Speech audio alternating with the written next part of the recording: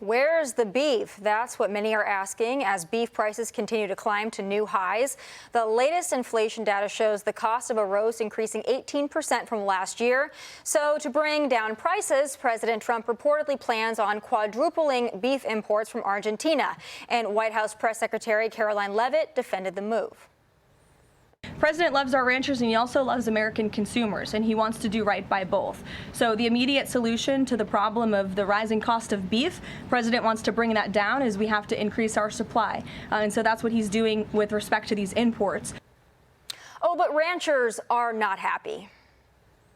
We've kind of seen a record high right now. The big thing is bringing beef in from somewhere else. I'd rather see it be an American-made product. We import more than they import from us. If he wants to lower the price of beef, then that's a direct assault on ranchers. Consumers are demanding our product. They love our product. We're passing that message on to the president to say, hey, don't mess with the beef market right now. Let's not have government interference. We are buying $48 billion more food than we export. Outsourcing our beef from another country makes that problem worse.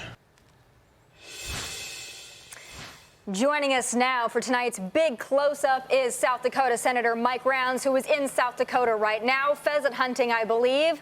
Senator, that's my beautiful home state there. Thank you so much for taking time out of your day. I've been wanting to talk to you about this. So this is obviously a very important issue for me as a South Dakotan that comes from a ranching family. But I have to ask you, in the conversations that you've had with the administration and, other lawmakers, is there a chance that you could change the president's mind when it comes to quadrupling imports from Argentina? Well, look, first of all, thanks for coming out here to near Presho, South Dakota. I can share with you that these ranchers out here, they still like the president. They think he's done a great job in a lot of different areas.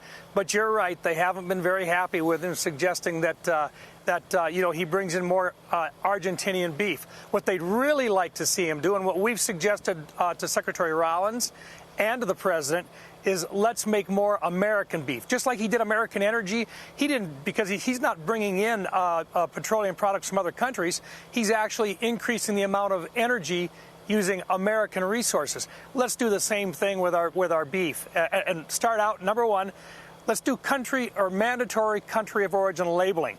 That way, everybody would know, all the consumers would know, is this foreign beef or is it a product of the USA? Let them make that decision then. The other thing that could be done right now, we've only got 4 major packers. They control over 80% of the entire market. And they also have a lot of their own beef from out of the United States that they like to bring into the United States. Our cattle producers would like to get a fair shot at allowing their product to compete, but that means that they're being able to identify their beef as U.S. beef. And right now we can't do that. Senator, all my buddies left this morning. They landed in Sioux Falls not long ago. They're going to have a good time out there with your other export, pheasant. But with that being said, I will move on from that, as the hunter in me had to bring that up. In our introduction there, someone made the comment that we're hitting an all-time high. I presume that means on the price of beef. So, I mean, I understand that this is an industry, farmers, ranchers, catered to by the government on both sides, generally speaking, from subsidies to just understanding the hard work that goes into it. At the same time, the American consumer is the main constituent for President Trump. Beef, cattle, the price of meat is expensive. Isn't it his job also to bring the price down? And unlike oil and gas, where you can get a tanker to come over quickly, or you start drilling quickly, you can't just grow cows quickly. I mean, you're talking about a couple of seasons of change. How does that fit in? Like, are you talking about purchasing cattle for American ranchers? How does that fit into, like, let's do more cattle at home? That's not something you do overnight. Yeah, first of all, you've got to have more pasture land made available. We've got a lot of federal lands out there. It's more difficult for a lot of these guys to get on and actually allow their cattle to graze on those federal lands. The other thing, it does take a rancher time to, when he has a cow-calf operation, will decide when those calves get to be of age, male and female, does he keep a few of the females to expand his herd, or does he sell them? Yeah. And lately, the price of cattle being sold by that rancher is so high that he's not sure he can make a profit on it 2 years from now, because it takes about a year and a half before you'll actually see a calf out of heifer. And so that's part of the challenge we've got. But once again, we're better off to look at this thing and say, let's build our own herd. Let's get that herd back up again.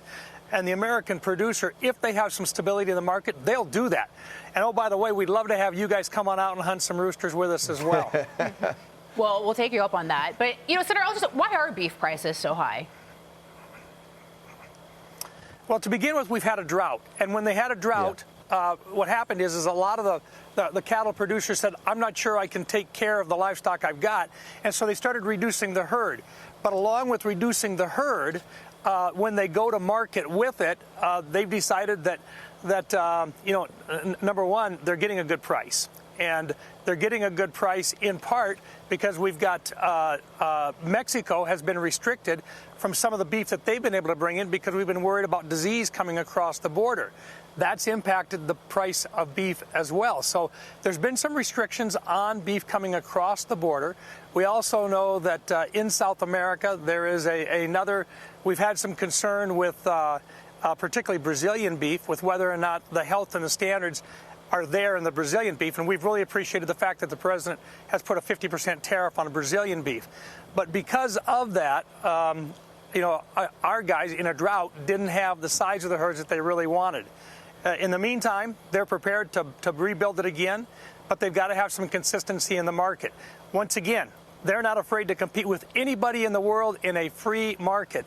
But let's at least be able to identify U.S. beef and North American beef as just exactly that. Let's separate it out. Let's have these packers actually identify a country of origin labeling and let that consumer decide whether or not they want the highest quality beef in the world, which is American beef.